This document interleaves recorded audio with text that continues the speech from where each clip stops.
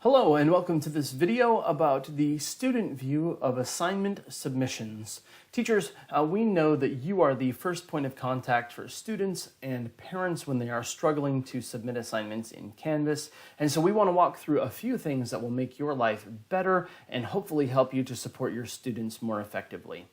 So let's take a look. First thing first. Make sure that you're using Chrome browser. Make sure they are using Chrome browser. It is the first question that I ask. It just happened to me again the other day. I had a student say, I can't see or submit anything. Are you using Chrome browser? Sure enough, a family member had loaned a laptop that didn't have it. It was defaulting to another browser. It was causing a lot of issues for her. So always ask, make sure they're using Chrome browser. Number two, we're going to look at the assignment options that you have as a teacher and then what those student submission options look like so that when they're having difficulties, hopefully you'll have a better understanding of what they're seeing. So let's go to Canvas and jump in. If I can find it, there we go. So I'm going to create an assignment here called I Guess I Needed Another Demo, and I'm going to put some instructions about a U.S. Constitution assignment because that's what I found when I Googled assignments. Assignment instructions. So as I scroll down here, I want you to notice a couple of things right off the bat. Number one, I always set mine to 100 points and set it to percentage. I had a teacher the other day, if you put a quiz in the system, each question is worth 1 point, and then put 0 points. Here in the total, it will show up as a 0 even if they get all the questions correct. So make sure you set it as 100. I use percentage because, of course, we're weighted averages in Skyward, and we want this to align. If you use complete, incomplete, they will not be able to do anything except turn it in and you can check a box. So I don't use that option. That would be great in terms of maybe turning in paperwork or something like that. That would be a great option. But for an actual assignment, I don't do that. In here, we also have multiple levels of information. If you click the button for no submission, that means that there is no submission button. There is no option to submit. You can write an incredible, wonderful design and put your Bitmojis in it. But if you don't change that from no submission, you're going to get an email from a student or a message from a student saying, hey, I can't submit anything. There's no submission button. So can you take an assignment on paper and have them turn it in to you on paper and still put it in Canvas? Absolutely. You select the on paper option. It will create a column in the Canvas gradebook and you can manually enter the grades there. External tools. External tools can be amazing and there are lots of them. The caution that I will put out there is that anytime you're dealing with a third-party software that you're integrating with Canvas, you know, may the odds be ever in your favor. I've had good luck with some of them. I've had bad luck with others. If you are curious about those things, play around with it in your sandbox. That's fantastic. But otherwise, I would highly recommend that you stay inside the Canvas tools of online submission. And you'll see I have multiple options here in terms of restrictions as well. I'm going to scroll down. If you have questions about the group assignments or the assignment dates, there are videos in the Campus Instructional Technology Help Desk under the Canvas module. So I'm going to click Save here. I'm going to do Save and Publish so that I'll be able to see it in my student view. All right, so I'm here. To do student view, I'm going to click on the Home button and I'm going to select, move my face, and select Student View. So now I'm out of the way.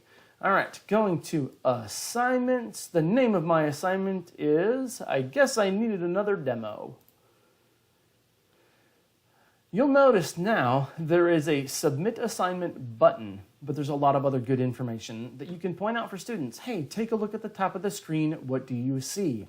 This one doesn't have a due date, but it is worth 100 points. These are all the options available to them to submit.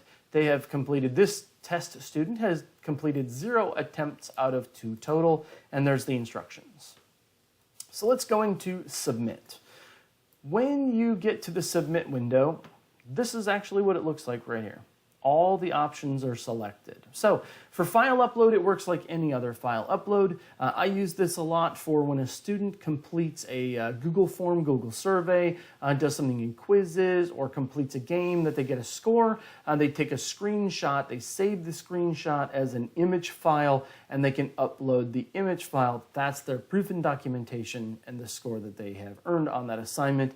So I have documentation. But any file will do. So if they record a video or audio, they can submit that here as well as several other places. So let's move on. I got text entry.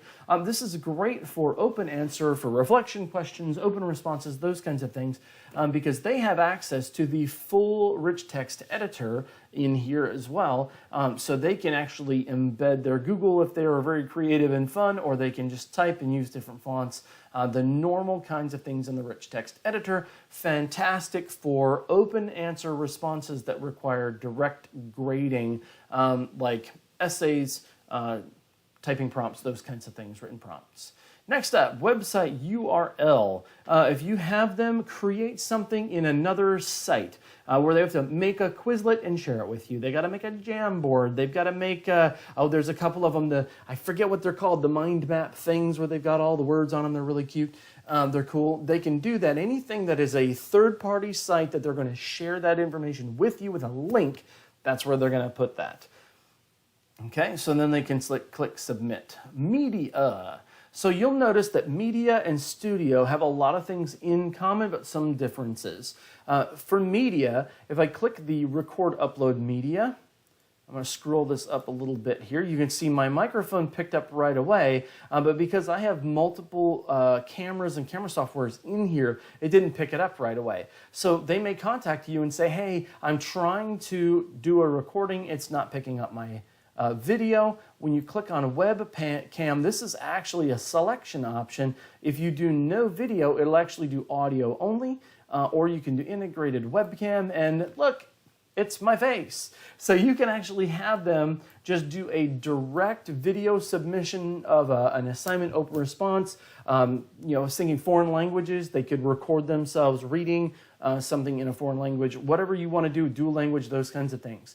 You also notice that there's an upload media, and so you can record an audio or video file on the laptop or Chromebook and then upload it as a file. So similar characteristics to file upload, but also has an option to do direct recording of video and audio.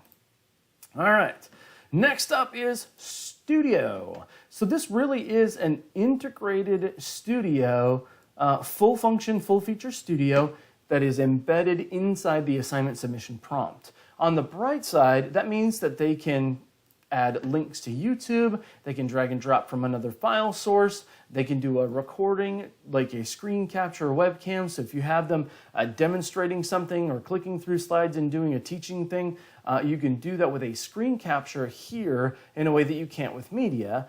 However, that also means that all of the videos that they record here are going to stay. Okay, so if you have them recording a lot of videos, thinking younger grades, so kindergartners who are not able to necessarily read or write, then you want them to do recorded videos. Yes, they can record a video, but then they will all be here. So sometimes it's difficult for them to sort through. Then I have the Google Drive, which for my students, they use this a lot. This says you can't use it while masquerading because our student sample account doesn't have Google access.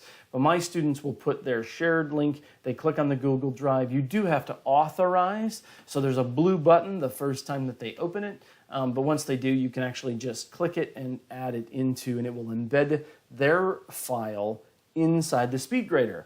What's really nice about all of these options is they all populate directly inside SpeedGrader. Of course, if they have the share settings correct on Google Drive, but if they use any of those options, they're all available.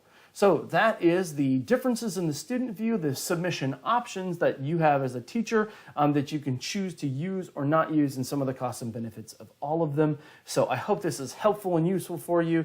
I wish you well and have a great day.